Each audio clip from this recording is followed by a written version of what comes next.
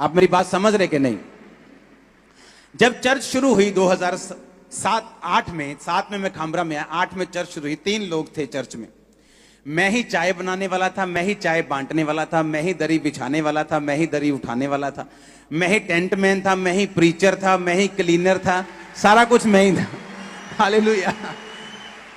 जब लोग आने वाले होते थे, दरी भी मैं बिछाता था, पुलपट भी मैं ही लगाता था, साउंड तब जरूरत थी नहीं 3 लोगों में, सारा कुछ, चाय भी मैं एक बनाता था, बिस्किट भी मैं लेके आता था, उनको पिलाता भी मैं ही था, उनको खिलाता भी मैं ही था, उनको प्रीच भी मैं ही करता। सुनो मेरी बात, परमेश्वर की सेवा जो है वो शौक से होती है, आमीन, वो लव से होती है कि चाहे मैं 3 लोगों के सामने हूं, लेकिन मुझे यीशु मसीह से प्यार है और मैं उनको परमेश्वर के बारे में बताना चाहता हूं, उनको यीशु मसीह की लाइन पे लेके जाना चाहता हूं। तब क्या हुआ, 2007 में 8 में एक 10 बाय 10 के कमरे से जब चर्च शुरू हुई तो चर्च बढ़ गई।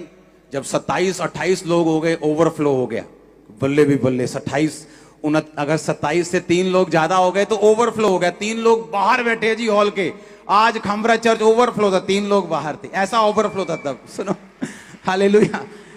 तो क्या हुआ, जब मैंने बात की, मैंने सोचा कि मेरे उस कमरे के पास ऐसे 2 वेड़े हैं, एक ऐसे जाता है, एक ऐसे जाता है। तो मैंने, वो किराए पे था, मैंने मकान मालिक से कहा, मैंने कहा लोग बढ़ रहे हैं तो मुझे ये वाला आपका जो यहाँ पे मीटिंग अभी करनी पड़ेगी। उसने मना कर दिया, उसने कहा नहीं नहीं, ये छत थोड़ी सी कमजोर है, पता नहीं मीटिंग होगी कि नहीं, मतलब उसने मना कर दिया। मैं सोचा, मैंने कहा मैं तो ये सोच रहा था कि यहाँ होना चाहिए, परमेश्वर मेरी हेल्प करेगा, लेकिन अब मैं क्या करूंगा। तो परमेश्वर ने इंतजाम किया है कि नीचे प्लॉट, मेरी फैमिली का प्लॉट था, वहां मीटिंग शुरू हुई। उसके बाद जब वो भर गया, उसके सामने ग्राउंड थी, फिर वहां मीटिंग शुरू हुई। जब वो ग्राउंड में हम गए तो उस ग्राउंड का जो मालिक था वो एक दिन आके बोला, यार तुम इतने कब्जा ही ना कर लियो। मैंने कहा भाई साहब, हम 200 करोड़ की कोठी फ्री में छोड़ के आए, ये कब्जा करने के लिए नहीं आए हम। हाँ, लेकिन तब लोग आपको समझते नहीं, जब आपके अंदर रिजल्ट नहीं होता, जब आपने कुछ दिखाया नहीं होता, तब लोग आपको समझ नहीं पाते।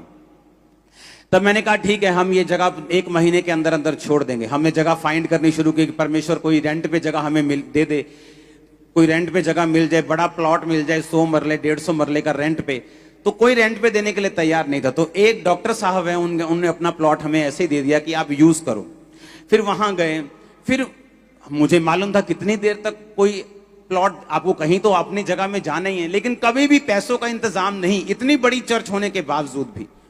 एक दिन जब मैं इंडिया के बाहर था तो वहां पे मुझे, जब मैं चर्च में गया तो वहां पे रूम के पैसे लगते हैं। मान लो एक रूम के वहां पैसे थे कि मान लो कि 80,000 रुपया एक वीक का, मान लो 2.5-3 लाख रुपया मुझे उस रूम के उनको देने थे। तो जब मैं वहां उस चर्च में पहुंचा अपने स्पिरिचुअल फादर के पास, तो उन्होंने मैसेज भेजा कि आपको रूम के पैसे देने की जरूरत नहीं। तो मेरे पास वो सारे पैसे बच गए।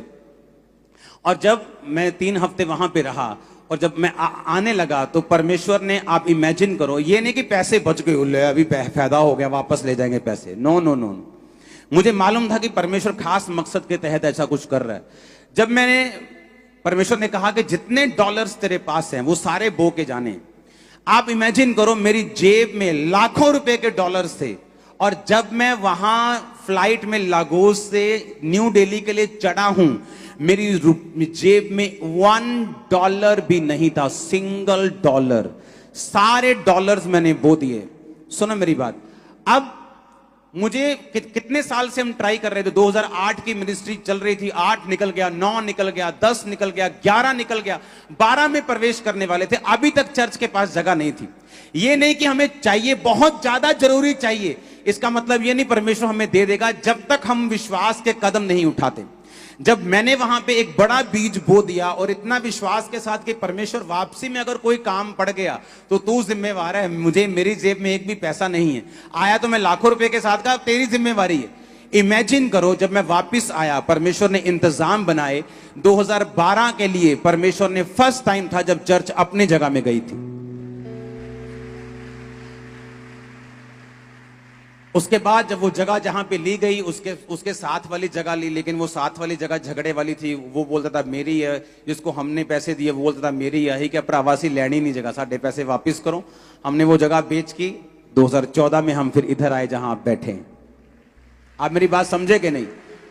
मेरा छुटकारा मैं आपको इसलिए बता रहा हूं कि कैसे हुआ। बाइबल कहती है छुटकारा सिर्फ चाहने से, या मैं कितना दुखी हूं, या मुझे कितनी जरूरत है, इस चीज से कभी नहीं होता। हमें विश्वास के कदमों को उठाना पड़ता है, हमें व्यभिचार छोड़ना पड़ता है, हमें पाप छोड़ना पड़ता है, हमें बोना पड़ता है, हमें टाइथ निकालना पड़ता है, हमें ऑफरिंग्स को बोना पड़ता है, हमें परमेश्वर को अपनी जिंदगी समर्पित करनी पड़ती है, हमें अपनी जिंदगी से डर निकालना पड़ता है। बहुत सारी चीजें हैं जो छुटकारा मायने रख, जिससे छुटकारा आता है। वो छुटकारा किस तरह आएगा वो मायने रखती हैं चीजें। हालेलुया।